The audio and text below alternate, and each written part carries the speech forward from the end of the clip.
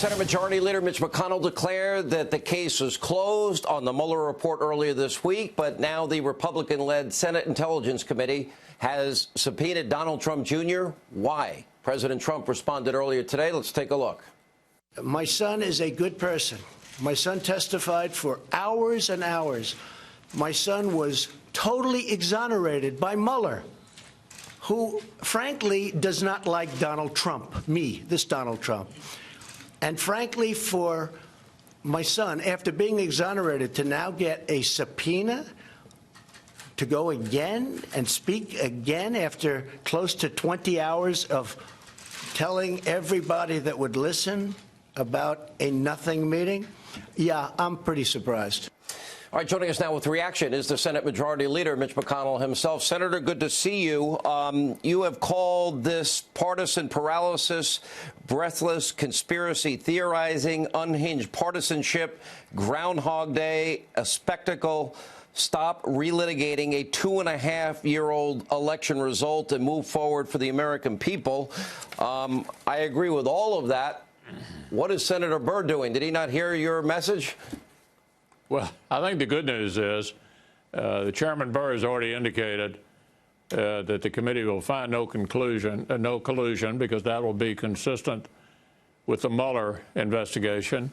I think this is going to have a happy ending. I understand the president's frustration here, but I think this is just a blip. I think the case is closed. I think the controversy has been concluded. I don't think the House thinks that, and they're going to continue to try to stir this up. But enough already. I mean, you know, we found out from the Mueller report that the Russians were deeply involved in it. There were something like 18 to 20 indictments of Russian companies and Russian individuals who were trying to get into the campaign and to mess with it. I think it's over, and I think it's time to let it go and move on and try to deal with the people's business. Specifically, is that your message to Senator Burr?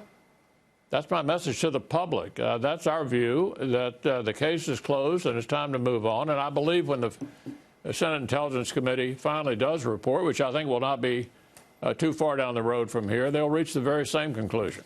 You called yourself the Grim Reaper when it comes to the when it comes to the Green New Deal.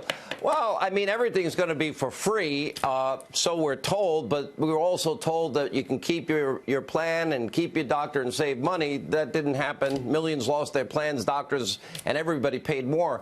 But this, I think this is an important point you're making. This is not just Congresswoman Ocasio-Cortez. We've got presidential candidates. How do you assess this group of 20-plus Democrats that want to be president? Even the ones, Sean, that will declare themselves moderates will say with regard to health care that they want the public option. There won't be any private health insurance if you have a public option, because the government will always sell you the insurance cheaper.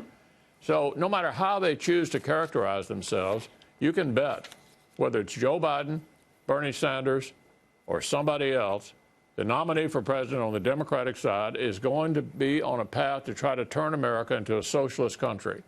We're not going to let that happen. Donald Trump's still in the White House, and as long as I'm Majority Leader of the Senate, I get to set the agenda. That's why I call myself the Grim Reaper. We will not have the Green New Deal, and we'll not have Medicare for none as long as I'm Majority Leader of the Senate. Tell me about and tell us about your relationship with the president now. I know you said we're not going to do health care this year, but I know most Americans would like health care fixed. They would like to have portability if they change jobs. I personally like either health savings accounts. There's a health care cooperative where it's $50 a month, unlimited care in Wichita, Kansas. Dr. Josh Umber. What are the top agenda items as we close out this year and move into, you know, an election year? Well, our challenge in doing any kind of health care reform now is the Democratic House. They're not going to agree to the kinds of things we'd like to do that you mentioned.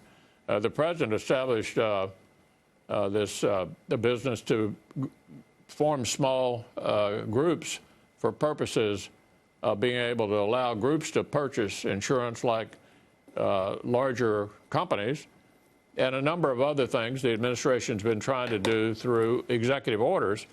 But look, you know what the Democrats want to do? They're running the House. They want to have Medicare for all, which is actually Medicare for none. Doing a deal with Nancy Pelosi's House is a real challenge. As the president's pointed out on health care, what he wants to do is to come up with a recommendation we can enact when we get the House back and hold the Senate, and he's in his second term. Tell us about your relationship with President Trump, how you work together. Tell us maybe things you didn't know about him that you now, I assume you talk with him regularly. Tell us about it. Yeah, well, we talk on almost a daily basis. We've been on the same wavelength almost all the time since he's been there. We're trying to take America in the same direction. And I want to particularly compliment the president for the extraordinary selection he has made for judicial appointments. As you know, Sean, the biggest call I made in my career was to not let Barack Obama fill the Scalia vacancy during the presidential election. I give you a lot of credit for that, not many times. The president didn't blow that opportunity. He sent up Neil Gorsuch. And then we fought our way through a highly controversial confirmation of Brett Kavanaugh. But it's not just changing the Supreme Court that we did.